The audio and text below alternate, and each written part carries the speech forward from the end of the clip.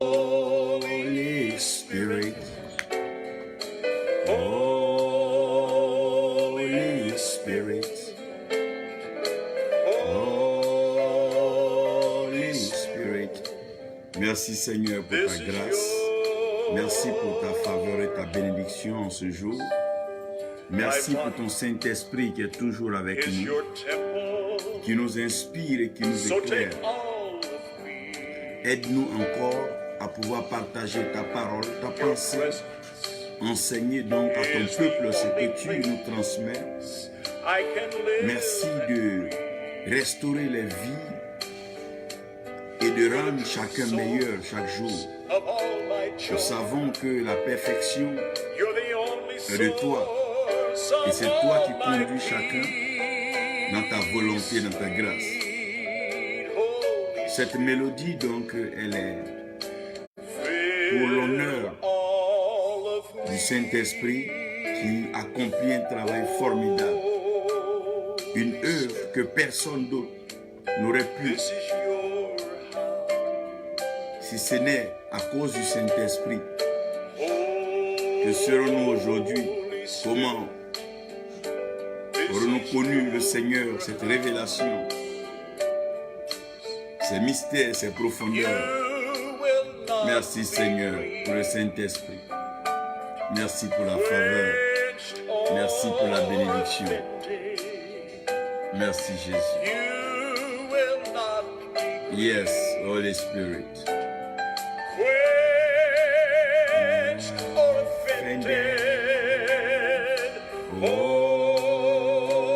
Holy Spirit.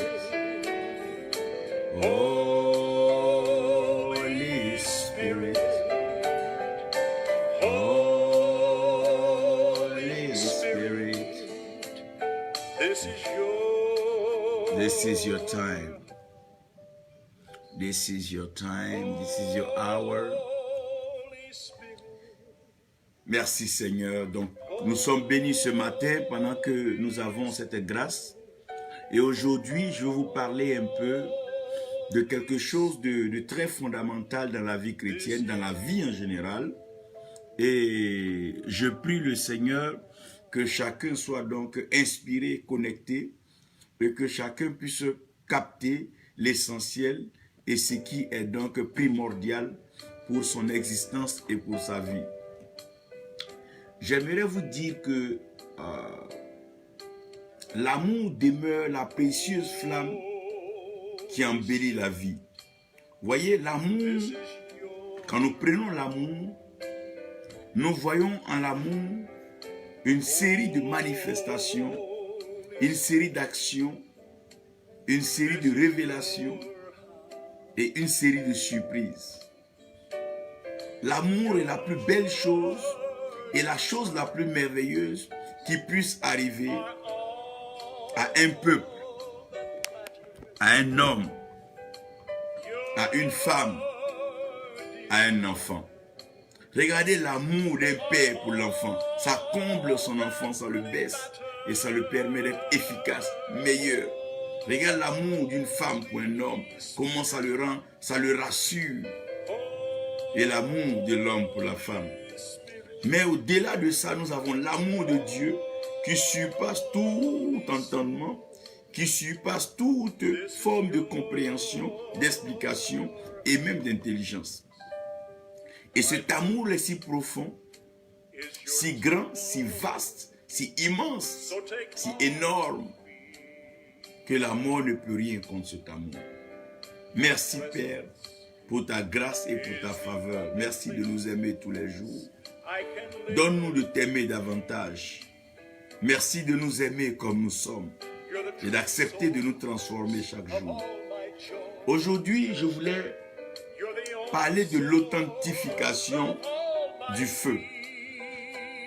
Donc, l'authentification du feu, c'est le message que je veux partager avec vous aujourd'hui. Voyez, si ce monde aujourd'hui est devenu si difficile, si ce monde est rentré dans cette phase d'insécurité, si ce monde est devenu si incertain, si ce monde est si troublé, si les nations, les continents sont déchirés, déchiquetés par des guerres, des crises, des conflits, frères, sœurs, je vous dis que c'est lié au feu. Les guerres, les confrontations, les batailles, tout ce que vous regardez, comprenez que c'est lié au feu.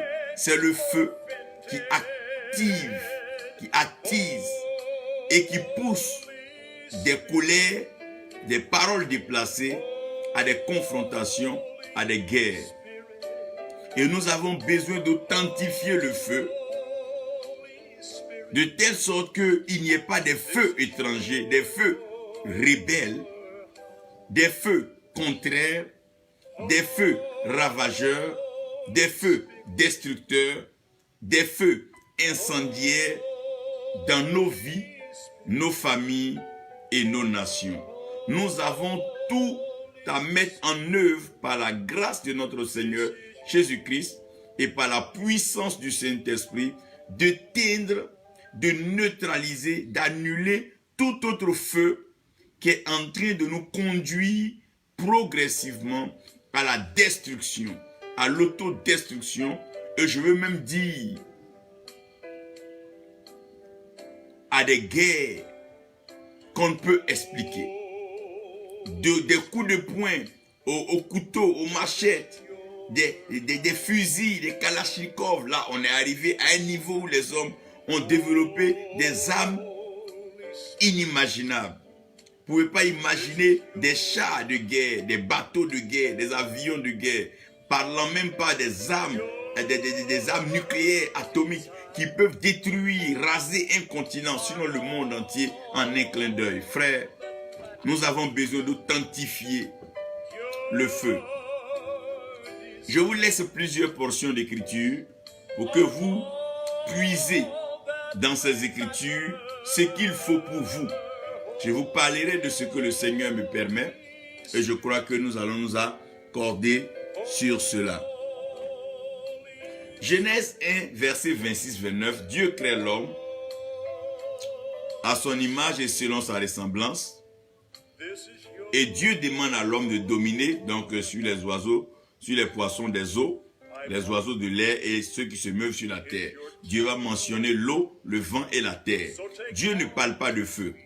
Exode 3, verset 2, Moïse est en train de paître, donc de faire paître le troupeau de son beau-père Jéthro. Et Moïse donc passe de l'autre côté de la montagne de l'Éternel. Et voilà que Moïse est stupéfait. Je veux dire même, il est terrifié par une vision ouverte. Il voit donc un feu, une flamme, engagée dans un buisson, mais qui ne consume pas le buisson. Donc Moïse se dit, ben tiens, quelle est cette vision-là et qu'est-ce qui est si étrange pour que je ne puisse pas m'approcher pour voir. Il contourna alors donc le feu, le buisson, pour se positionner et voir. Le buisson l'appela Moïse par son nom. Moïse était étonné que le feu connaissait son nom. Lévitique 10, verset 1, vous allez lire, vous allez comprendre que les fils de Aaron, Nadab et Abihu, ils sont arrivés et ils ont offert donc un feu. Ils ont allumé un feu dans le temple. Et ils ont allumé un feu que l'Éternel Dieu n'a pas désiré, que l'Éternel Dieu n'a pas demandé. Donc ils ont allumé le feu d'eux-mêmes. Ils ont pris sur eux la responsabilité d'allumer un feu sans toutefois consulter l'Éternel, sans l'approbation et la volonté de l'Éternel. La suite, nous la connaissons. C'est là que nous tirons bien sûr le thème feu étranger et ils ont été donc consumés par le feu. Matthieu 25, le Seigneur est en train de parler d'un feu. Il dit ce feu-là, on ne peut pas l'éteindre. Donc c'est un feu, quand il sera allumé, personne ne pourra l'éteindre. Et c'est un feu qui va demeurer de façon permanente. Marc 9, verset 48-49, le Seigneur est en train de nous aider ici à rentrer dans un certain accomplissement. Il dit que donc tous les hommes seront salés de feu et toutes les offrandes ne manqueront pas de sel. Mais je vais garder ici la notion salé de feu. Acte 28, vous avez l'histoire donc du naufrage. Après le naufrage, Paul, avec l'équipage, se retrouvant donc hors de l'eau, auront froid. Donc, avec cette fraîcheur, il va falloir maintenant du feu. Quand le feu va être allumé, Paul va donc être encore plus disponible à augmenter le feu. Donc, en soulevant les bois pour pouvoir donc renforcer le feu, un serpent va sortir. Et le même serpent, quand Paul va se secouer, va tomber dans le feu. Dans le feu, la chaleur qu'il a révélée, c'est le feu donc qui va donc permettre qu'il meure. Et Jacques 3, verset 5, Jacques va nous dire de faire attention à notre langue, qui est le plus petit organe de notre corps. Mais ce petit organe peut embraser tout le corps. Donc cet organe, cette langue-là, peut enflammer, peut embraser tout le corps. Apocalypse 21, verset 8, je vous lis cela. Sans oublier acte, bien sûr, acte 2 que vous avez. Acte 2 que vous avez, qui parle bien sûr du feu du Saint-Esprit. Laissez-moi vous lire l'Apocalypse 21, qui est donc à la fin. Apocalypse 21, ouais, nous sommes verset 8.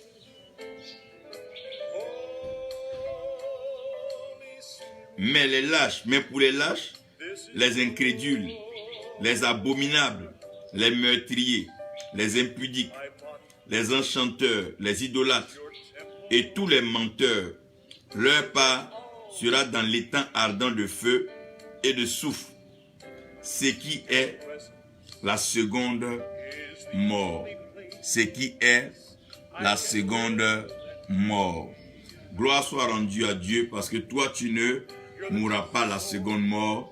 Ton nom est écrit dans le livre de vie parce que tu as accepté Jésus-Christ comme Seigneur et comme Sauveur. Laissez-moi donc vous aider à lire Lévitique 10 et puis nous prions, je vous parle. Lévitique 10, verset 1. Les fils d'Aaron, Nadab et Abihu, prirent chacun un brasier, y mirent du feu et posèrent du parfum dessus. Ils apportaient devant l'Éternel du feu étranger, ce qu'il leur avait point ordonné. Donc le feu étranger, c'est un feu que l'Éternel n'avait pas donc ordonné. Père céleste, tu as l'autorité spirituelle suprême. Tu règnes dans le ciel et sur la terre, tu accomplis tes œuvres. Viens par ta parole, bénis-nous, fais-nous du bien. Inspire-nous, oriente-nous. Donne-nous de comprendre et de sonder les profondeurs de ce que tu veux nous dire aujourd'hui, afin que nous vivons dans l'authenticité, par un feu authentique, un feu vrai, un feu parfait, qui va produire en nous la transformation et le fruit escompté, le fruit recherché, le fruit désiré, tu l'obtiendras à la fin de ce processus. Merci Père pour ta fidélité et ton amour, au nom de Jésus. Amen. J'ai pris beaucoup de temps et je crois que nous aurons beaucoup de temps quand je prêche. Je vous parle beaucoup des éléments de la création avec lesquels Dieu a créé et vous devez comprendre que chacun des éléments a un rôle. Et particulièrement, le feu a pour but de pouvoir provoquer ce que nous appelons la qualité.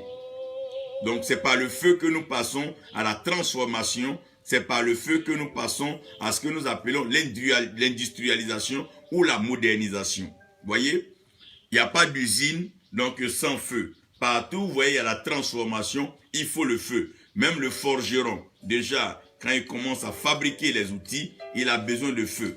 Donc le feu va servir à transformer, à sortir la qualité. C'est pour ça, vous voyez que quand nous préparons, nous mettons sur le feu et le feu nous aide par la cuisson à avoir la qualité. Donc dans le principe de Dieu, les deux mains de Dieu étant l'eau et le feu, et dans le principe selon Dieu, tout homme doit mourir à l'eau. Parce que lorsque nous mourons à l'eau, qu'est-ce que nous faisons? Nous passons de la mort à la vie par le baptême en Jésus-Christ. Donc nous mourons en Christ et nous ressuscitons en Christ.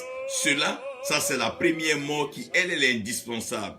Parce que si un homme ne naît pas d'eau et d'esprit, il n'entrera pas dans le royaume des cieux.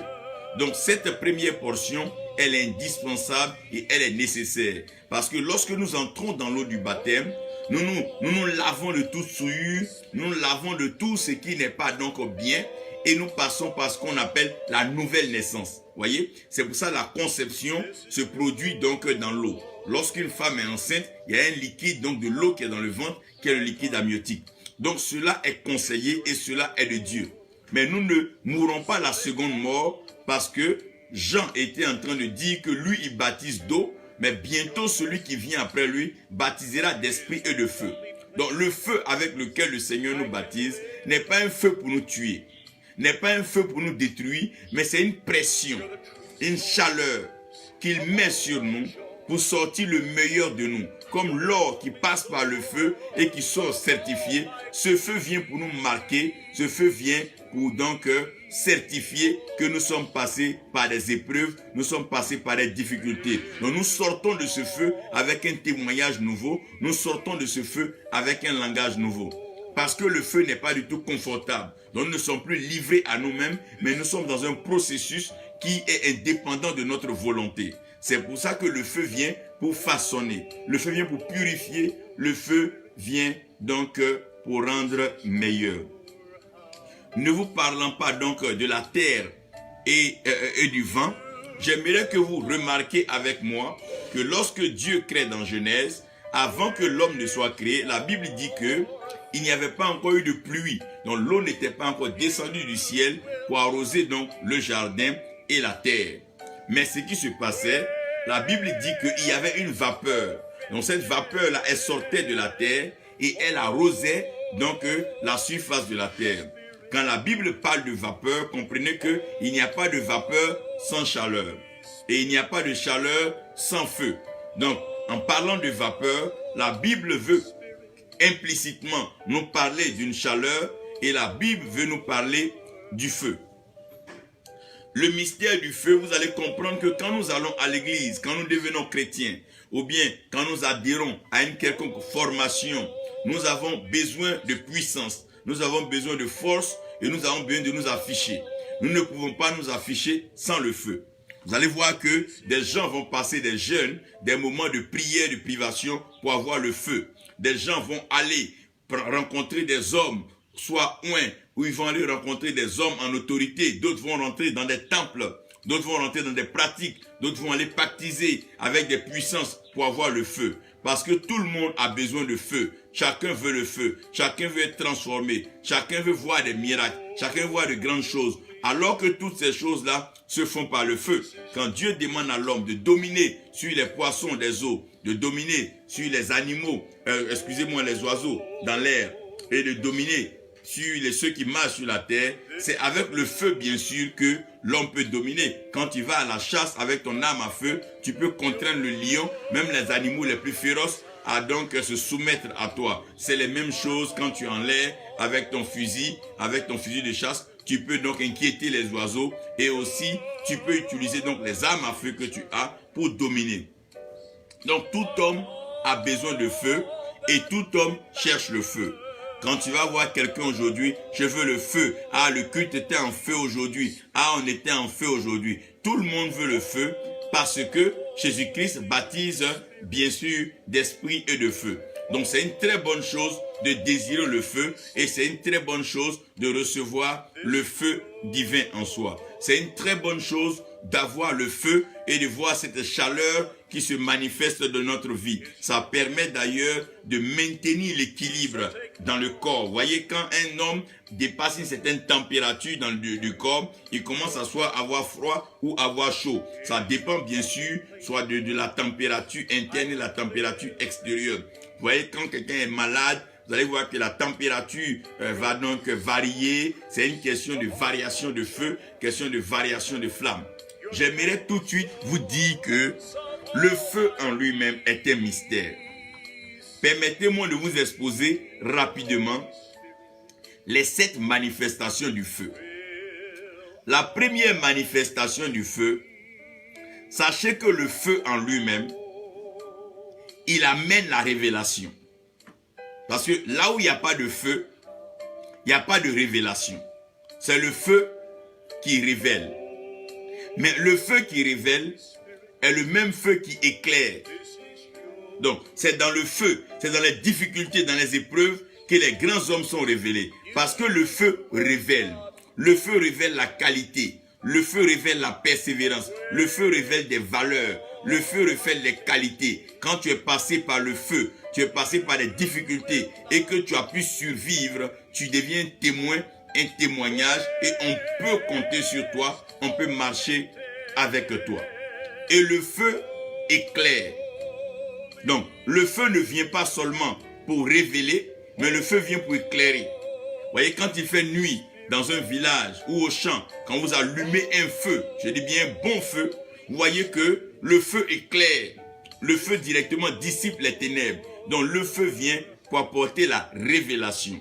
Quand on parle de la révélation, c'est quelque chose qui était caché, qui était camouflé, qui était voilé. Donc le feu vient pour révéler cela. Donc il y a des qualités, il y a des valeurs dans ta vie que tu ne vas pas connaître s'il n'y a pas un certain feu qui vient vers toi. Par exemple, le feu de la maladie va te pousser à prier. Le feu de l'envoûtement, quand tu vas sentir l'envoûtement, tu auras l'envie de vouloir prier le Seigneur. Donc, c'est le feu qui nous rapproche de Dieu. C'est le feu qui donne une valeur à notre vie spirituelle. C'est le feu qui donne une valeur à notre vie de prière. Donc, chacun, quand tu vois chacun venir à l'église, frère, c'est parce qu'un feu brûle. La deuxième, c'est que le feu, en général, manifeste l'unité. C'est le feu qui rassemble. Voyez, dans les villages, ou bien si vous allez dans le désert, les bergers, ils vont se rassembler autour du feu. Parce que le feu est rassembleur. Le feu met tout le monde ensemble. Le feu fait cuire, vous voyez. C'est pour ça que nous mangeons un repas préparé. C'est le feu. Le feu rassemble. Quand il y a un feu, vous voyez, les animaux, même en brousse, commencent à devenir des amis. Le lion commence à dire à la gazelle, ah, avançons. Parce que derrière nous, il y a un feu. Donc le feu unit.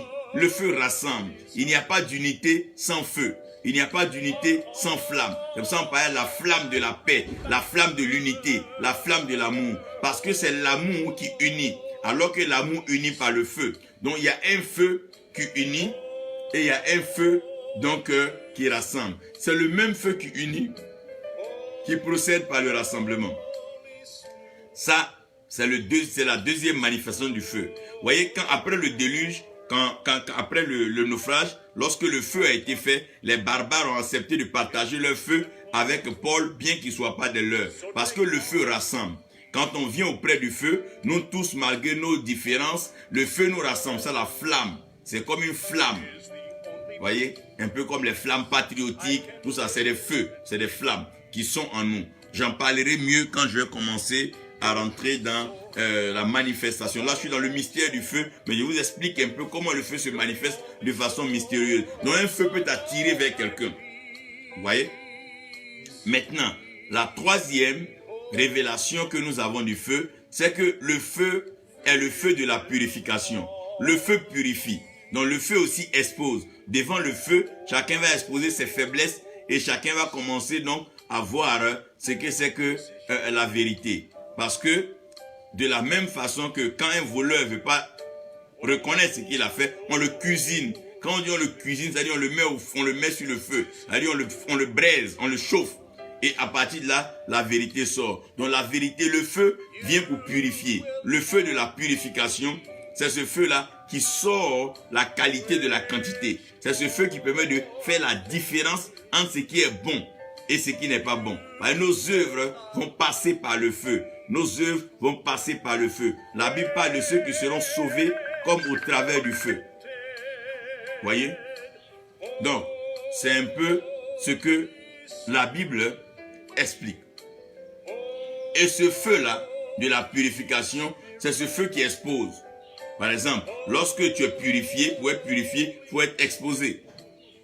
Je vous envoie directement dans le feu de la destruction ou le feu dévorant. Donc le feu aussi détruit parce que le feu, il est dévorant. C'est en ce moment que la Bible dit il est une chose terrible de tomber entre les mains du Dieu vivant. Là, nous parlons du feu de l'enfer. Le feu de l'enfer, c'est ce feu-là qu'on ne peut pas éteindre parce que c'est un feu destructeur, c'est un feu dévorant. Dieu veut s'en servir pour détruire tout ce qui n'est pas de sa volonté et de tout ce qui s'oppose à sa volonté. Donc c'est dans ce feu-là que tout va alors se jouer dans les derniers temps pour tous ceux qui ont refusé de croire au Seigneur Jésus-Christ et qui ont persévéré dans leur incrédulité et tous ces actes qui ont été cités. Il y a maintenant la cinquième phase où le feu, c'est le feu qui appelle c'est le feu qui élit. Donc quand vous voyez un homme qui est appelé par Dieu, c'est le feu qui l'appelle. C'est un feu qui t'appelle. Vous voyez, Moïse, c'est le feu qui l'a appelé Moïse. Donc c'est le feu qui t'appelle, c'est le feu aussi qui va t'élire. Pourquoi? Parce que si tu n'as pas été appelé par le feu, que tu n'as pas été établi par le feu, tu ne pourras pas manifester le feu. Tu ne peux pas manifester ce que tu n'as pas reçu. Tu ne peux pas expliquer ce que tu n'as pas traversé. Donc Dieu appelle ses serviteurs par le feu et Dieu les prépare par le feu pour les établir dans le feu. Donc vous voyez, quand Dieu t'appelle, la vie commence à être dure pour toi. Tu commences à transpirer, tu commences à souffrir. Les choses deviennent dures. Comme il avait dit à Adam et Ève, c'est à la sueur de leur front, ils vont manger. Il veut dire c'est après la chaleur, après le feu que vous allez manger. Donc quand Dieu appelle quelqu'un, vous voyez que souvent ses amis l'abandonnent, ses frères l'abandonnent, il perd son emploi, il perd des relations, il perd même souvent un certain nombre de respect et de dignité. Il devient méprisé et frustré jusqu'à ce que Dieu l'établisse pour qu'il réalise qu'il est passé par cela, par la volonté de Dieu. Donc il y a le feu de l'appel et il y a le feu de l'élection. Le feu de l'appel, c'est un feu bouillant. Quand ça vient, tu as vite l'envie de faire. Mais dans l'élection, le feu devient précis. Il te donne une mission, un mandat précis, avec un message précis, une orientation précise, de peur que tu te mélanges à tout le monde et que tu fasses comme tout le monde. Quand tu as été choisi pour jouer un rôle, tu dois jouer le rôle pour lequel tu as été choisi.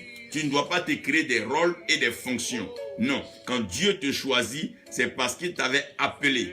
Et il t'a appelé parce qu'il te connaissait et il avait réservé ce poste-là pour toi. Et il a dit qu'en son temps, toi, tu joueras ce rôle.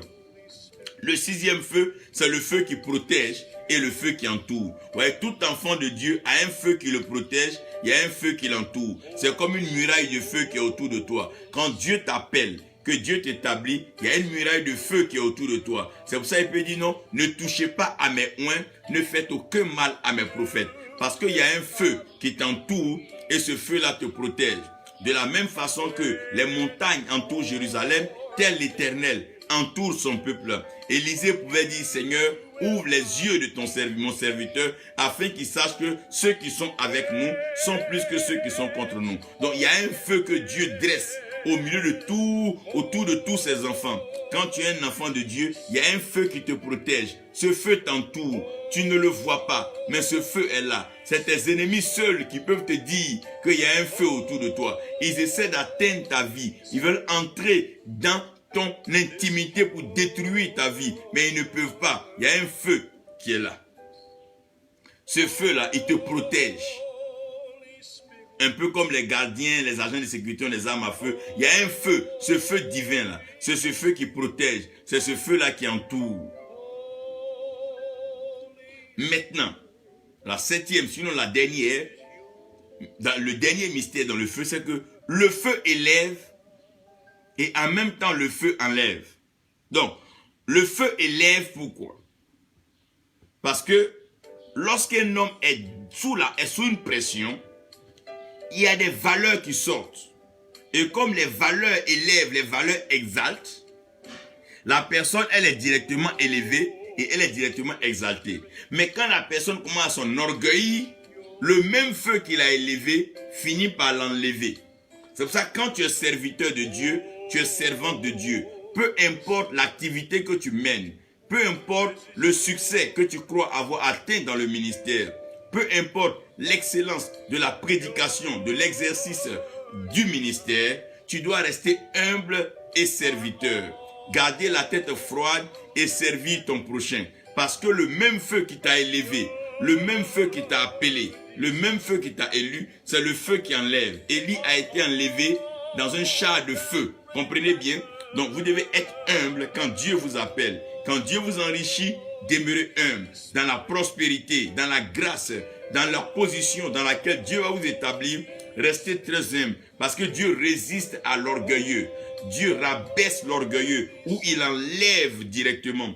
Quand un homme commence à être déifié, quand un homme commence à devenir une idole, quand tout le monde jure par un certain homme, on ne consulte plus la Bible, on ne lit plus la Bible, on ne regarde plus le Saint-Esprit, mais on commence à se tourner vers un homme. Cet homme-là devient maintenant comme une idole. Cet homme-là prend la place souvent de Dieu dans la vie de plusieurs personnes, Dieu préfère enlever cette personne de peur que plusieurs s'égarent. Parce que la Bible est claire, ne mettez donc votre confiance en aucun homme. Malheur à celui qui met sa confiance en l'homme. C'est Dieu qui fait des grâces, c'est Dieu qui donne des dons, c'est Dieu qui permet à l'homme d'être serviable. Et celui que Dieu a envoyé te servir, il te rencontrera, vous vous rencontrerez et il te servira selon l'ordre de Dieu. Faites attention. Faites attention.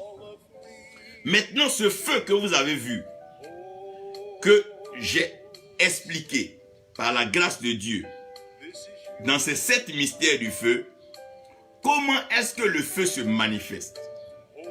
Donc, je vous envoie maintenant à la manifestation du feu. La première chose qui manifeste le feu, c'est la volonté. Si Dieu tout à l'heure veut t'embraser de feu, mon frère, tu peux être au beau milieu de l'eau, Dieu va t'embraser de feu. Souvenez-vous quand Élie a demandé le feu du ciel, la Bible dit que le feu a d'abord consumé l'eau, a consommé l'eau avant de brûler l'holocauste. Donc quand Dieu a la volonté, quand Dieu veut, frère, quand Dieu veut embraser, quand Dieu veut amener le feu du réveil, quand c'est la volonté de Dieu de réveiller les nations, quand Dieu décide de réveiller une femme qui dort, un enfant qui dort, un homme qui dort, quand Dieu a la volonté de révéler, oh mon Dieu, quand Dieu veut, oh mon Dieu, quand Dieu veut, Dieu peut, rien ne peut arrêter Dieu, quand Dieu veut. C'est pour ça que quand on vient, on veut faire la volonté de Dieu, parce que la volonté de Dieu attire et manifeste le feu. Donc toute volonté manifeste un feu. Donc la volonté de Dieu manifeste le feu divin. Donc c'est dans la volonté de Dieu que nous devons marcher. Quand nous marchons dans la volonté de Dieu, nous avons la pleine manifestation, la pleine opération du feu de Dieu avec nous. C'est la volonté de Dieu de leur envoyer le Saint-Esprit. C'est la volonté de Dieu de nous envoyer Jésus-Christ. C'est la volonté de Dieu. C'est la volonté. Donc tout homme a sa volonté.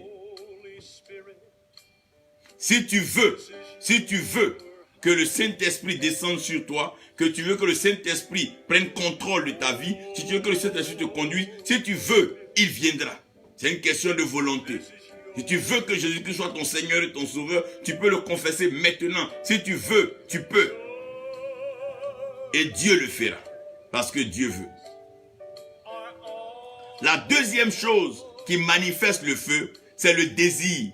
Voyez, quand tu as un désir ardent, quand tu as un désir, c'est comme s'il y a une flamme, c'est comme s'il y a un courant, il y a un feu qui est en toi. Quand tu as le désir de danser, même il n'y a pas de musique, mais tu as envie de danser. C'est un désir, les désirs ardents. Quand on dit ardent, ça veut dire ardent, même ça révèle déjà la notion de feu. Donc quand un désir est brûlant, quand un désir est ardent en quelqu'un, c'est le désir. Donc quand tu as le désir de faire du bien, quand tu as le désir, il y a une flamme, il y a un feu qui coule en toi, il y a un désir. Oui, le désir. Le désir, ça fait qu'il y a comme des hormones qui sont déclenchées. Il y a un désir ardent. La troisième chose qui transporte le feu, c'est la passion. Frère, quand un homme est passionné, quand tu es passionné d'un jeu, quand tu vois le jeu, c'est comme tout ton corps s'allume. C'est comme s'il y a un feu même qui te transporte. Tu es malade, mais tu vas t'asseoir au lieu du jeu. Ça, c'est la passion. Voyez, un peu comme la politique, elle est passionnante. Donc tous ceux qui sont dans la politique, ils sont passionnés. Pour rien, ils peuvent injurier. Pour rien, ils peuvent manquer de respect même à un papa, à une maman. Ils peuvent insulter même tout un peuple. Ils peuvent insulter tout un groupe ethnique. Parce que c'est passionnant. Il y a une passion dedans. Il y a une passion. Il y a une passion, comme la passion du Christ.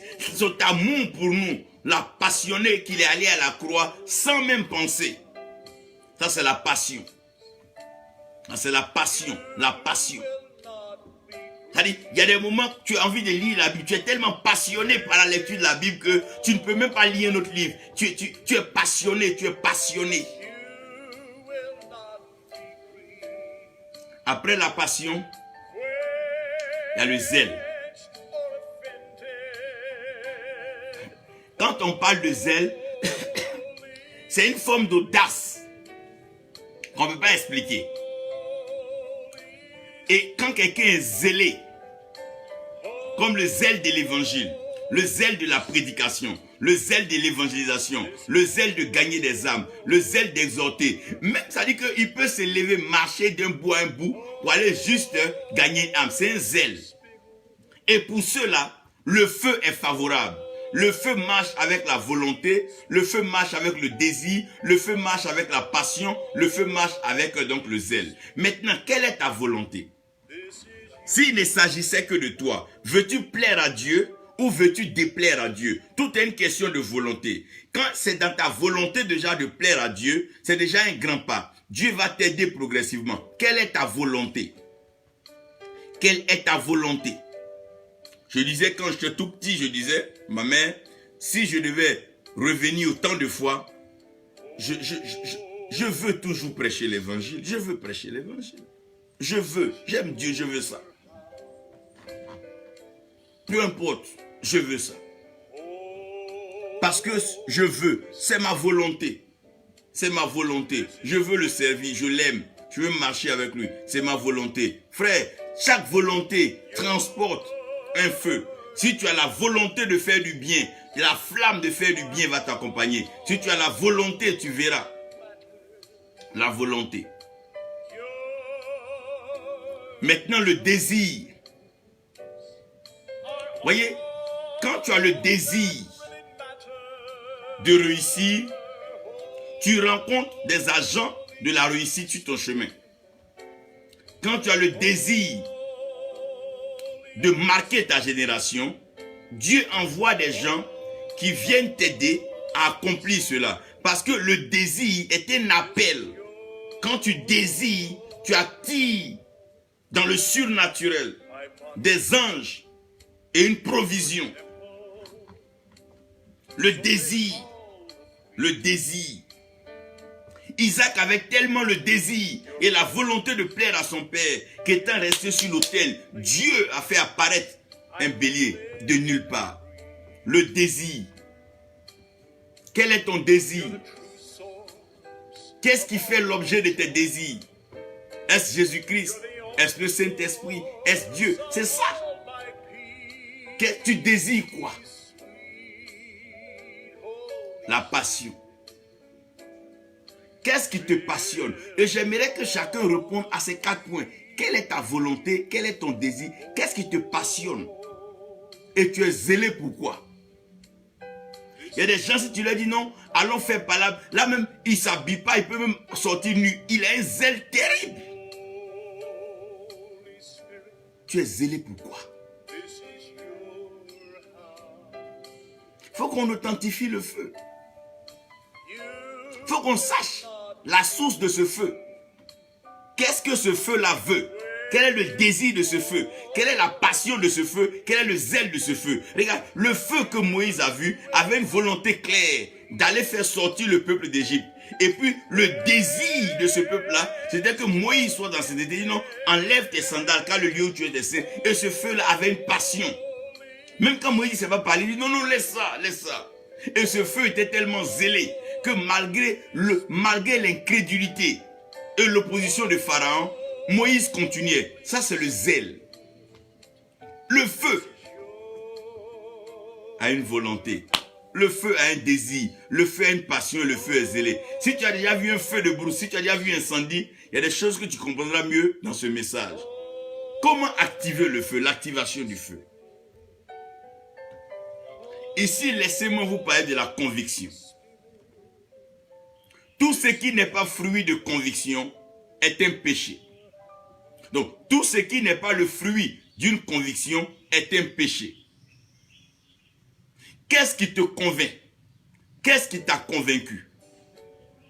Bon, tu viens à l'église et tu prêches. Qu'est-ce qui t'a convaincu? Le fait d'être célèbre, le fait qu'on t'acclame, qu'on dise qu'il est pasteur, il est prophète, il est évêque. Quelle est ta conviction? Tu es convaincu de quoi? Ou bien que tu auras beaucoup d'argent, tu pourras voyager dans le monde entier. Qu'est-ce qui t'a convaincu? Quelle est ta conviction? Parce que ici, nous devons revoir la conviction. C'est la conviction qui va activer le feu. Le feu peut être là, mais qu'est-ce qui active le feu? C'est la conviction. Tu es convaincu par quoi? Et malheureusement, le problème, c'est que le monde est arrivé à nous faire croire que nous sommes africains, nous sommes noirs. Nous ne sommes pas africains, nous ne sommes pas noirs. Nous sommes l'image et la ressemblance de Dieu. Dieu nous a dit nous sommes son image et sa ressemblance. Dieu n'a pas dit que nous sommes arabes, nous sommes africains, nous sommes bleus, nous sommes noirs. Ça, c'est nous les hommes. Nous sommes arrivés à cela. La preuve, nous tous, notre sang, il est rouge. Pourquoi est-ce que nous créons tant de discrimination? Non, nous sommes tous à l'image et selon la ressemblance de Dieu. Ne cherchez pas un noir quand vous voyez mon visage. Ne cherchez pas un africain quand vous voyez mon visage. Vous devez voir l'image et la ressemblance de Dieu parce qu'il m'a créé à son image selon sa ressemblance et on avance. Et nous devons être convaincus de cela. Pour éviter les frustrations de tous les jours, des combats inutiles de Panatan, arrêtons ceci. Nous sommes tous à l'image, selon la ressemblance de Dieu, étant en mission sur cette terre. Tôt ou tard, nous serons appelés vers lui. Et quand nous serons chez Dieu, vous allez voir que ces affaires de continent, ces affaires de race, ces affaires de gens vont finir. C'est des débats que nous sommes en train de faire parce que nous n'avons pas de conviction. Est-ce que quand une femme fait du bien, c'est du bien? Oui. Quand un homme fait du bien, c'est du bien? Oui. Mais pourquoi est-ce que nous sommes dans des débats? Quelle est notre conviction? On est convaincu de quoi? Qu'est-ce qui nous a convaincus? Si Jésus-Christ n'était pas convaincu, tu vas aller à l'église, t'amuser, prendre toutes les sœurs, jouer à tous les jeux, ruiner le temple d'argent, t'amuser avec le feu sur l'autel.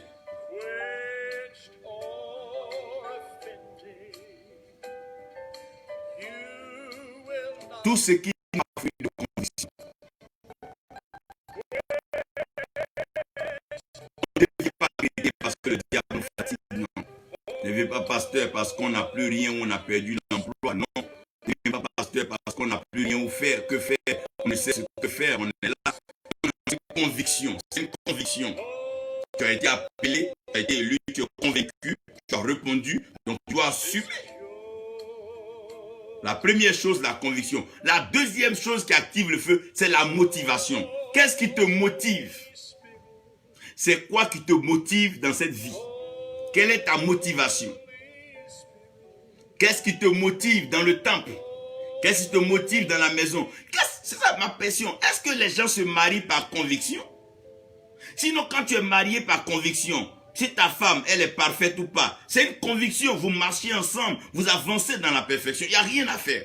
C'est une conviction. Et ce qui est fruit de conviction n'est pas péché. Mais la perfection est un parcours de tous les jours. Dieu nous apporte les éléments chaque jour et nous les utilisons pour avancer dans la perfection. Il renouvelle ses grâces chaque matin, chaque jour. Mais c'est nos motivations. Si tes motivations sont mauvaises, tu finiras par allumer un feu étranger. Si tes motivations sont diaboliques, tu vas finir par activer un feu diabolique. Si tes motivations sont adultères, impudiques, tu vas finir par allumer un feu. C'est là Paul dit pour éviter de brûler d'envie. C'est la motivation. Qu'est-ce qui te motive? Qu'est-ce qui motive tes voyages? Qu'est-ce qui motive ton aller en Europe? Qu'est-ce qui motive ton aller aux États-Unis? Qu'est-ce qui motive ton aller en Asie, en Océanie? Qu'est-ce qui motive tes déplacements? Qu'est-ce qui motive tes langages? Quand tu prêches là, quand tu parles là, qu'est-ce qui te motive? Tu veux seulement qu'on mette les j'aime, like? Qu'est-ce qui te motive? Ou bien, qu'est-ce qui te motive? Qu'est-ce qui te motive? Qu'est-ce qui te motive? Et nous devons maintenant poser des questions fondamentales. Tous ceux qui veulent diriger, quelle est leur conviction? Quelle est leur motivation? On ne se lève pas après une frustration, on ne se lève pas après une colère, on ne se lève pas après un jeu de dés. Non, non, non, non, non, non. Quelle est ta motivation? C'est une mauvaise motivation. Alors que c'est la motivation qui attire la puissance. Tu veux que Dieu te donne le don de guérison, mais tu n'es même pas motivé à aller rendre rendre visite à un malade. Mais tu veux que le don de guérison s'active comment? Tu veux que Dieu active la prospérité en toi. Tu n'es même pas motivé à être généreux. C'est-à-dire que même quand déjà ce que tu as, tu n'es pas prêt à partager ton prochain. Bon, il n'a qu'à te donner tout ça, c'est pour faire quoi? Alors que Abraham déjà avait pris avec lui Lot, Abraham avait ce sens-là de générosité. La preuve, on a vu quand il a vu les anges, il est rentré chez moi. Tu veux que Dieu te donne des maisons, que Dieu fasse de toi propriétaire terrien, mais tu n'es même pas prêt à offrir une chambre à un ami pour dormir. Mais c'est ça, c'est la motivation. C'est ta motivation qui va attirer la faveur, le don que tu veux. Tu veux un don de révélation, mais tu es motivé à mentir. Mais si Dieu s'amuse à te donner ce don, mais tu vas mentir à toute la création, tu vas mentir aux gens. Qu'est-ce qui te motive? Tu vas dire que non, tu es un père. Mais si Dieu te donne les éléments, les ingrédients qu'il faut, mais tu vas rabaisser tous les pères. C'est ça la motivation. Quand la motivation elle est forte, ça active un feu étranger. Les fils d'Aaron, Nadab et Abihu, Dieu ne leur avait pas demandé ça. Dieu ne leur avait pas demandé ça. Parce que dans le principe de la sacrificature, laissez-moi vous faire un point ici. Quand l'animal est immolé, Dieu ne mange pas l'animal. Lorsque on brûle, si tu veux le sang, l'odeur monte vers Dieu. Maintenant, le reste de l'animal revient de droit aux sacrificateurs et à ses enfants. Donc, à cause du bien, à cause du reste à manger de la sacrificature, Nadab et Abihu sont allés offrir un sacrifice. Donc, il y a des gens qui placent l'église parce qu'après avoir loué Dieu, l'argent va venir dans leurs mains. Après avoir fini de faire le Dieu, les femmes vont se retrouver dans leurs mains. Après avoir fini de Dieu, les gens vont les acclamer. Que Dieu dans tous les cas ne voit pas. Dieu va pas venir dans mon souci. Donc, les gens ont de mauvaises motivations. Nadab et Abihu ont fait ce sacrifice pour eux-mêmes. Dieu ne leur a pas demandé ça.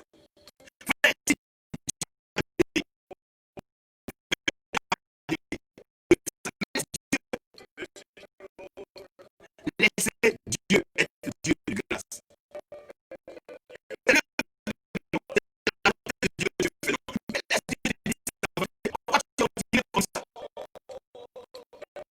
Ta motivation, Dieu lui t'a appelé à son œuvre.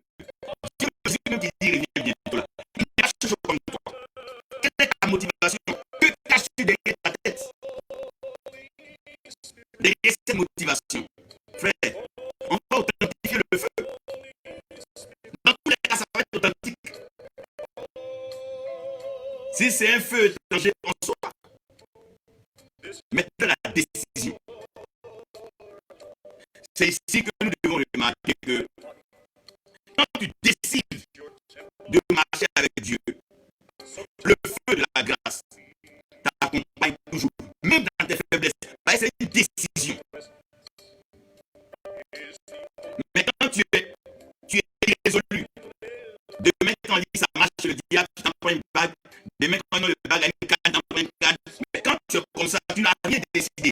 Tu te promènes et ton âme n'a pas de garantie. Quelqu'un qui ne sait pas se décider ne peut pas arriver quelque part. Parce que pour aller quelque part, il faut se décider pour aller là-bas. Quand tu as décidé d'aller dans le royaume des cieux, tu as décidé d'aller vers Dieu.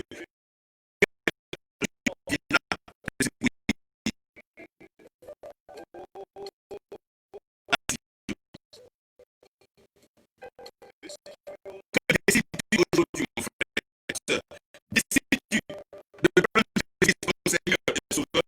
Que décides-tu? Décide-toi. Il y a les ténèbres, il y a la lumière, il y a le mensonge.